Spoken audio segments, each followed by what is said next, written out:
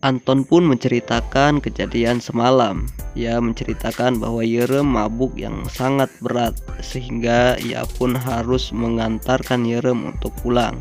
Namun uang tersebut ia berikan kepada Yerem dan ia pun tidak mengetahui kemana uang itu hilang.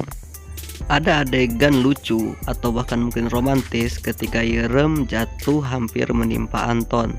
Namun Anton menghindar dan Yerem pun membenturkan kepalanya di aspal sehingga hidungnya lecet-lecet. Yerem pun bergegas untuk berkeliling desa untuk mencari uangnya yang hilang. Ia mengingat-ingat di mana kemungkinan uang itu terjatuh atau hilang. Di tempat lain ternyata Anton pun juga mencari kantong plastik berisi uang Yerem. Hingga malam tiba, Yerem yang kelelahan pun tidak berhasil menemukan uangnya. Namun, ketika ia berjalan, Anton sudah ada di depannya dan memberikan kantong plastik tersebut kepada Yerem yang isinya ternyata adalah uang Yerem. Anton berkelakar bahwa ia membawa uang Yerem.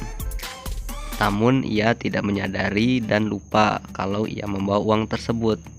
Maka sontak Yerem pun marah karena ia seharian mencari sampai putus asa dan tidak menemukan uangnya. Yerem pun meninggalkan Anton dengan wajah kesal. Gadis SMA sudah menunggu Yerem di tangga. Ia datang berkunjung ke rumah Yerem untuk ngobrol-ngobrol santai saja. Pemuda tak diundang yang ternyata adalah teman sekolahnya si gadis SMA ini pun datang ke rumah Yerem. Dan mereka pun akhirnya masak-masak ataupun makan-makan bersama. Namun dalam prosesnya keran air yang kemarin telah dilakban oleh Yerem pun bocor lagi. Maka gadis SMA ini mengajak Yerem untuk datang ke anak pemilik gedung supaya ia memperbaiki keran air yang rusak tersebut. Sang anak pemilik gedung ini pun sedikit kaget dan dia pun malah minta maaf. Namun akhirnya ia pun berangkat ke gedung tersebut untuk memperbaiki air ataupun keran air yang rusak. Anak pemilik gedung itu juga membawa serta anaknya.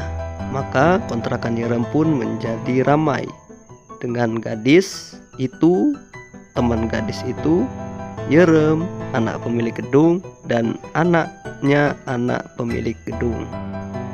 Dari gedung lain, aura jahat mengintai. Kita melihat sesosok manusia berbadan besar dan berkacamata melihat kebahagiaan dan canda tawa Yerem dan kawan-kawan di bawah. Wajahnya tampak tidak senang. Ia melahap makanannya dengan begitu sangat lahap.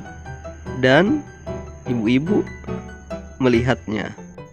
Keran air pun akhirnya sudah diperbaiki. Anak pemilik kontrakan pun pamit untuk pulang. Yerem sempat ingin memberikan sedikit uang untuk jasa yang dia berikan. Namun anak pemilik gedung ini menolaknya. Anak pemilik gedung pun menceritakan bahwa sebenarnya yang menemukan uang Yerem di kantong kresek plastik hitam itu adalah anaknya. Dan anaknya pun pergi menemui Anton dan memberikan uang tersebut kepada Anton. Dan kemudian Anton memberikan uang tersebut kepada Yerem dengan suatu kebohongan. Yerem masuk ke kontrakannya dengan rasa bersalah terhadap Anton. Anak pemilik gedung memberi Yerem pizza dan akhirnya Yerem, anak SMA yang perempuan, anak SMA yang laki-laki makan bersama sambil bercerita. Teman-teman baru Yerem pun akhirnya pulang, menyisakan Yerem yang membereskan segala perabotan. Di tempat lain kita melihat Anton sedang bakar-bakar kertas.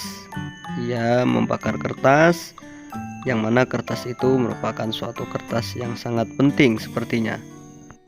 Anton pun hanyut dalam penghayatan yang begitu mendalam saat membakar kertas-kertas tersebut.